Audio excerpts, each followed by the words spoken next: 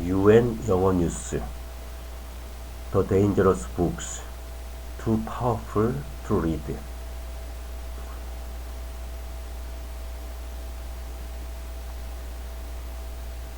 40 years on from the launch of Banned Books Week, censorship is once again on the rise. To launch a new BBC culture series, John Self considers the long and ignoble global history of book banning. The legend of the Sibylline books tells us that in an ancient city, a woman offered to sell its citizens 12 books containing all the knowledge and wisdom in the world for a high price. They refused, thought her request ridiculous, so she burned half of the books right then and there, and then offered to sell the remaining 6 for double the price. The citizens laughed at her, a little uneasily this time. She burned 3, offering the remainder, but doubling the price again, somewhat reluctantly. Times were hard. Their troubles seemed to be multiplying. They dismissed her once more. Finally, when there was only 1 book left, the citizens paid the extraordinary price the woman now asked, and she left them alone to manage as best they could with 1/12 of all the knowledge and wisdom in the world. The books carry knowledge. They are pollinators of our minds, spreading self-replicating ideas through space and time. We forget what a miracle it is that marks on a page or a screen can enable communication from one brain to another on the far side of the globe, or the other end of the century. Books are, as Stephen King put it, a uniquely portable magic, and the portable part is as important as the magic. A book can be taken away, kept hidden, your own private store of knowledge. My son's personal diary has an ineffectual but symbolically important padlock. The power of the words inside books is so great that it's long been custom for some words to be blanked out, such as swear words, as anyone encountering a D in a 19th century novel will know, were words too dangerously powerful to be written down, like the name of God in some religious text. Books carry knowledge, and knowledge is power, which makes books a threat to authorities, governments, and self-appointed leaders alike, who want to have a monopoly on knowledge and to control what their citizens think. And the most efficient way to exert this power over books is to ban them. Banning books has a long and ignoble history, but it is not dead. It remains a thriving industry. This week is the 40th anniversary of Banned Books Week, an annual event celebrating the freedom to read. Banned Books Week was launched in 1982 in response to a rise in challenges to books in schools, libraries, and bookstores. In some ways, we have to admire the energy and the vigilance of those who want to ban books today. It used to be so much easier than this centuries ago, when most of the population could not read and the books were not readily available. Their knowledge could be constrained at source. For example, the Catholic Church for a long time discouraged people from possessing their own copies of the Bible and approved only a Latin translation that few ordinary people could read anyway.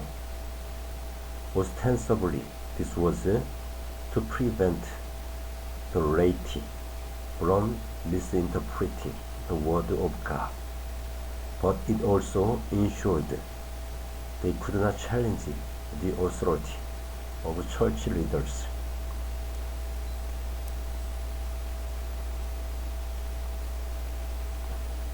Even when literacy rates improved, as when Britain introduced education laws in the late 19th century, books remained expensive, particularly those high-end literary works whose words and ideas were the most durable and potentially the most dangerous.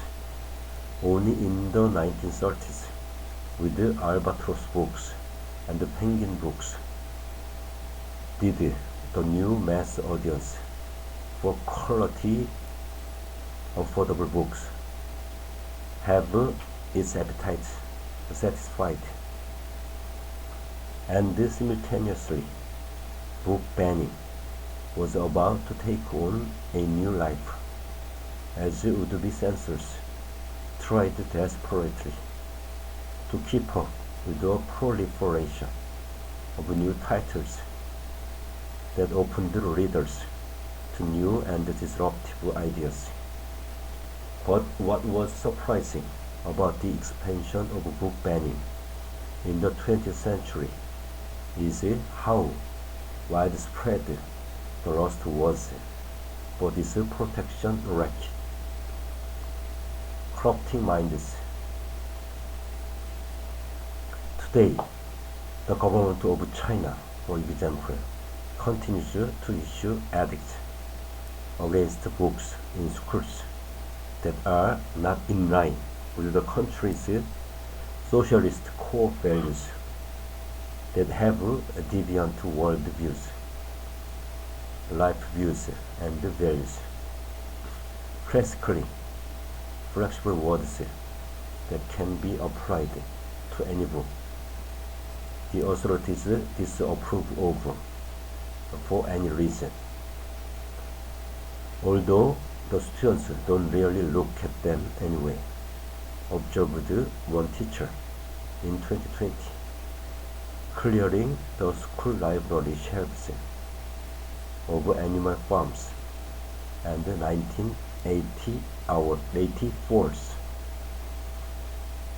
In Russia, the approach to book banning has been a remarkably public adventure, given the number of great writers the country has exported, willingly or not, to the rest of the world. During the Soviet era, the government tried to exert as much control over its citizens' reading habits as it did over the rest of their lives. In 1958, Boris Pasternak was awarded the Nobel Prize in Literature for his novel Dr. Zhivago, which had been published in Italy the previous year, but not at home. His award angered the Soviet authorities so much. The state-controlled media called it an artistically squalid, malicious work that he was forced to turn down the award. The government despised the book as much for what it did not contain. It failed to celebrate the Russian Revolution as what it did. It contained religious overtones and celebrated the worth of the individual. The CIA, seeing the great propaganda value of Dr. Zhivago, arranged for it to be printed in Russia.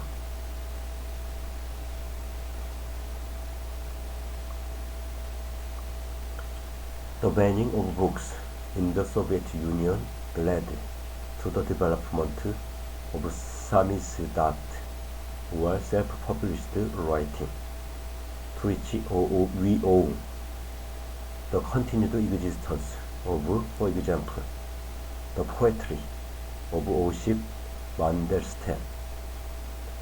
Dissident writer Vladimir Bukovsky summed up samizdat: I write it myself, edit it myself, censor it myself, publish it myself, distribute it myself, and spend jail time for it myself.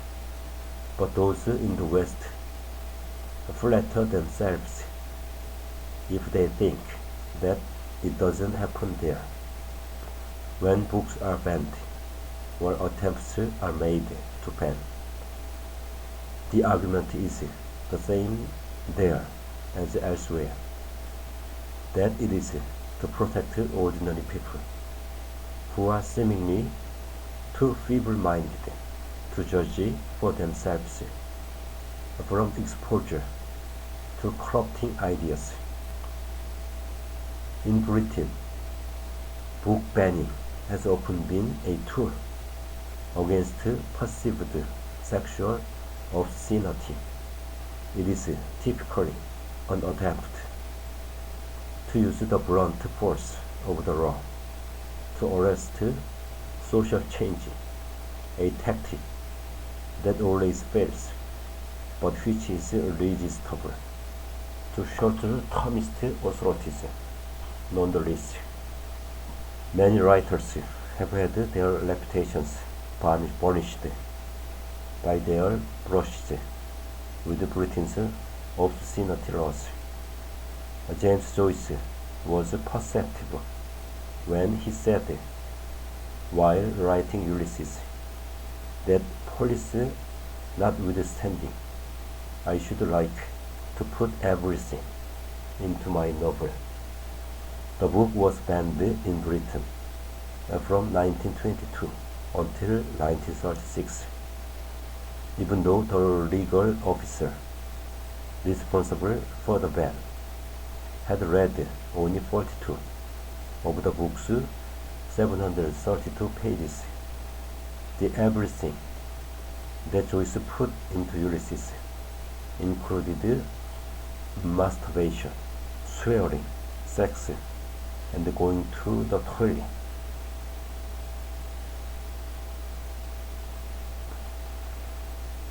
D.H. Lawrence was a special case. His work, often containing sexual acts that Lawrence regarded with a spiritual reverence, had been the subject of a campaign by Britain's Director of Public Prosecutions for years, burning his book, The Rainbow, intercepting his post to seize his poems' pens, and raiding an exhibition of his art.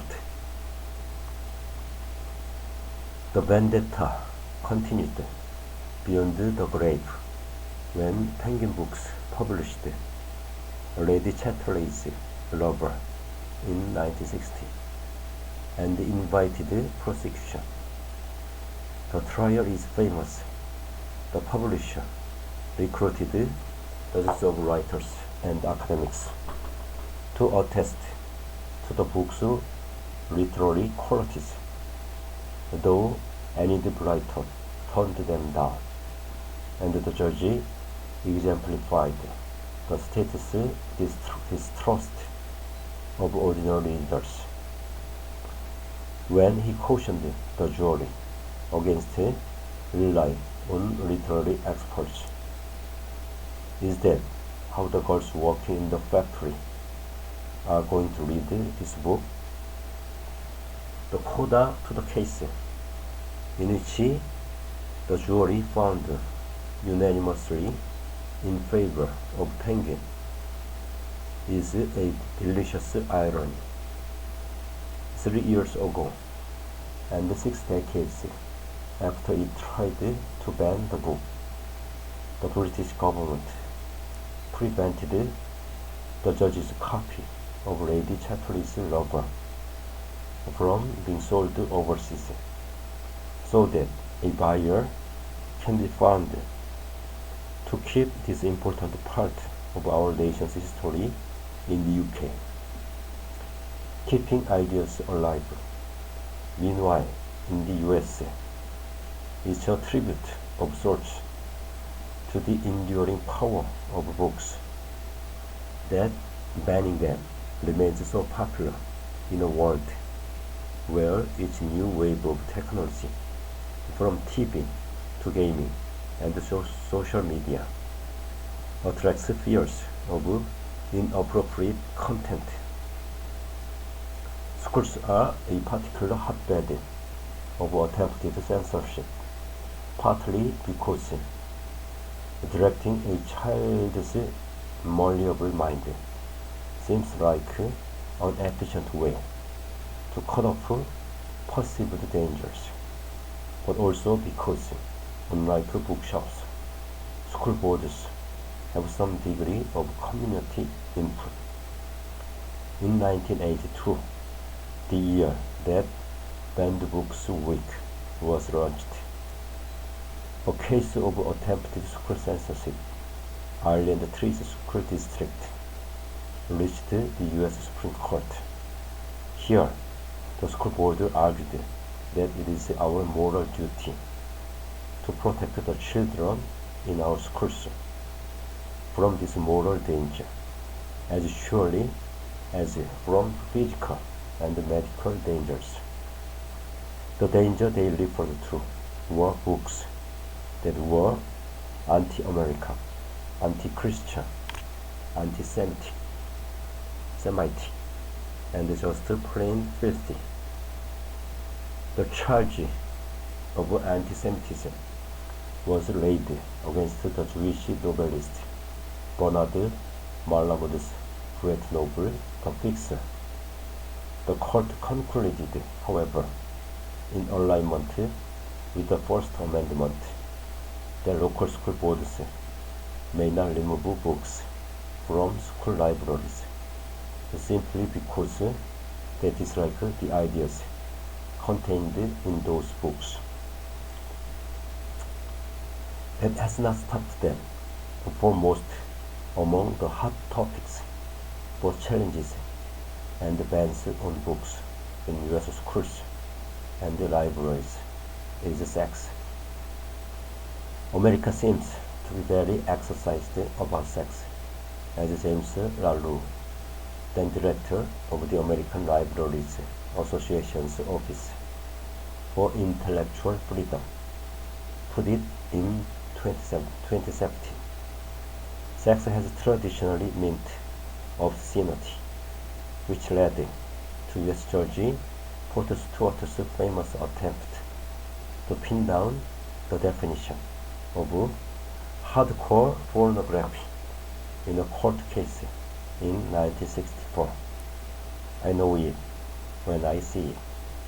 But today, sex in book bans is more likely to mean sexuality and gender identity. The three most challenged books of 2021 in the US were objected to because of their LGBTQI plus content. This brings into question the idea that book bans are done to protect young people rather than as an attempted ideological purge, and shows a lack of imagination by censors, holding that the depiction, for example, of transgender people causes the phenomenon rather than the reverse. This is connected to the belief that things we dislike can be safely ignored as long as we don't see them on the page. A regular top 10 member of the banned books list is Toni Morrison's modern classic, The Bluest Eye, for its depiction of child sexual abuse.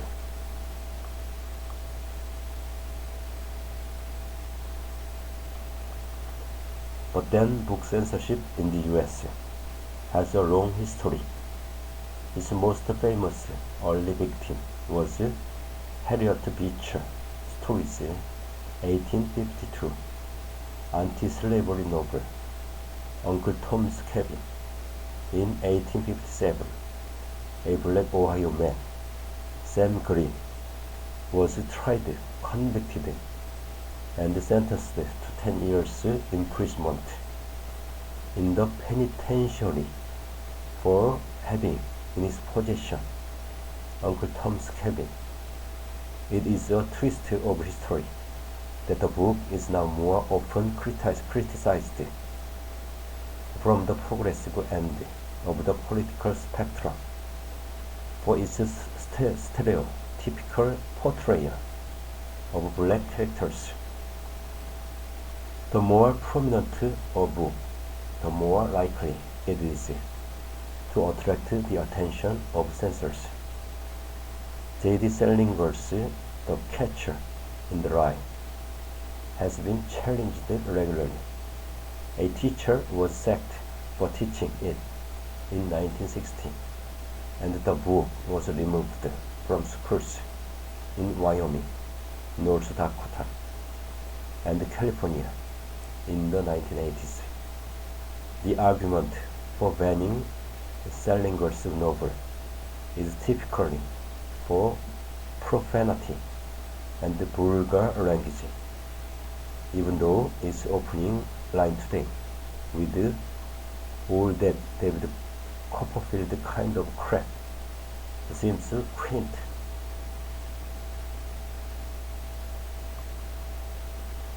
Book banning is a broad church, bringing together books that are not normally bedfellows. It encompasses everything from popular fiction, Peter Benchley, Sidney Sheldon, Jodi Picoult, to established classics, Kurt Vonnegut, Harper Lee, Kate Chopin.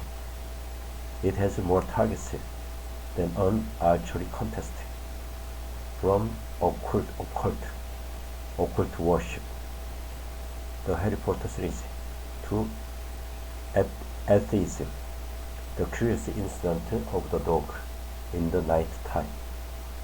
There is hope, of course. The publicity from Banned Books Week keeps these books and the issue of censorship in the public eye. And there is the Streisand effect. Trying to ban books makes people more aware of them. In the US, some Barnes and Noble stores have tables of banned books, and each website has a separate category for them. In the UK, a rare book fair at the such Gallery this month displayed and sold scarce editions of banned books, from an ultra-rare signed Catcher in the Rye, $264,000, to Copernicus on the Revolution of the Heavenly Spheres, which outraged the Church in 1543 by suggesting that the Earth was not at the center of the solar system, £2 million, but its eternal vigilance, not just by the American Libraries Association, but by all readers everywhere, is the price of keeping our ideas alive. As the story of the Sibylline books tells us, books can burn, their knowledge can be lost, and nothing is forever. Banned Books Week runs from 18 to 24 September.